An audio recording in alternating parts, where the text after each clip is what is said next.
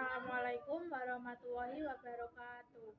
Perkenalkan, saya Alia Nabila dari Angkatan 3 ingin berdakwah tentang kisah kelahiran Nabi Muhammad SAW sampai wafatnya Nabi Muhammad SAW. Nabi Muhammad SAW dari lahir hingga wafat.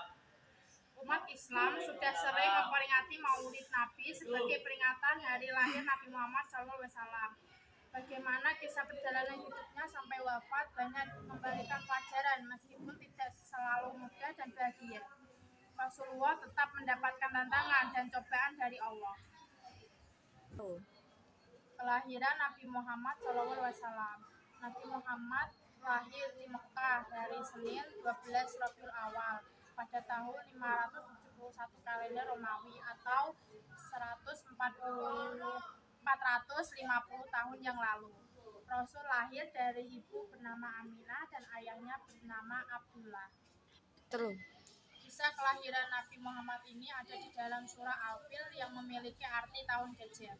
Rasulullah lahir di masa ini dan dibesarkan sebagai anak yatim karena ayahnya. Abdullah telah meninggal dunia sebelum usianya genap 3 tahun.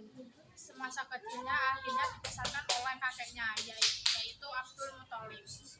Pada saat Nabi lahir, seorang ibu bernama Halimah Sa'diyah dengan ikhlas mau menyusui Muhammad meski ASINYA sulit keluar. Namun karena keikhlasan Halimah pun diberi balasan oleh Allah Subhanahu wa Ta'ala karena setelah itu air ASINYA keluar dengan deras. 2.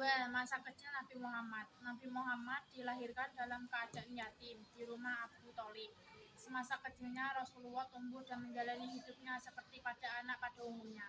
Adanya tradisi Quraisy pada zaman dahulu pada hari ke-18 membuat ibunya harus menyembunyikannya di pendalaman. Yang nomor 3, masa remaja Nabi Muhammad. Pada masa remaja, Nabi Muhammad terjaga dari perbuatan merugikan kawan sekitarnya. Sampai suatu ketika Nabi pun bercerita ketika 2 kali duduk saat mendengarkan pesta perkawinan di zaman jahiliyah. Yang keempat, pernikahan Nabi Muhammad dan Khadijah. Banyaknya kegiatan perdagangan yang melibatkan mereka berdua membuat Khadijah merasa kian tertarik. Perempuan ini akhirnya mengutus seorang sahabatnya, Nafisah binti Humayyah, untuk menyampaikan keinginannya yakni melamar Nabi Muhammad. Muhammad SAW pun menyampaikan kabar gembira ini kepada paman-pamannya. Salah satunya yakni Hamzah bin Abdul Muthalib lantas mendatangi rumah Khuwailid bin Asad dengan Muhammad untuk melamar Khadijah. Maka menikahlah mereka berdua ketika Nabi Muhammad berusia 28 tahun. Yang kelima, perintah berzakat di zaman Rasulullah. Memasuki zaman Rasulullah SAW, tepatnya di tahun pertama di Madinah, Nabi dan sahabatnya serta kaum muhajirin masih menghadapi usaha untuk bertahan hidup. Dan ini karena tidak semua dari mereka merupakan orang berkecukupan, kecuali Utsman bin Affan. Kondisi kaum muslimin yang sudah mulai sejahtera di tahun kedua Hijriah, barulah muncul perintah zakat Nabi Muhammad SAW. Akhirnya langsung mengutus Mu'adzib bin Jabal untuk menjadi qadhi di zaman.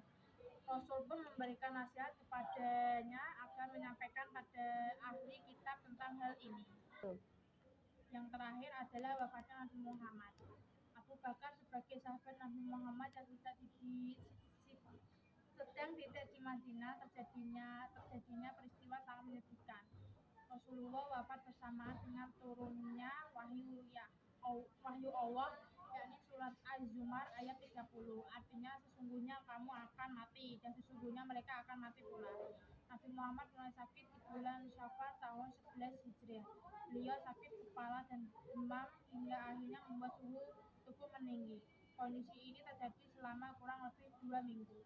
Rasulullah akhirnya mengunjungi rumah istri-istrinya dan tiba di kediaman Aisyah dengan badan yang sudah lelah. Sekian, terima kasih. Wassalamualaikum warahmatullahi wabarakatuh.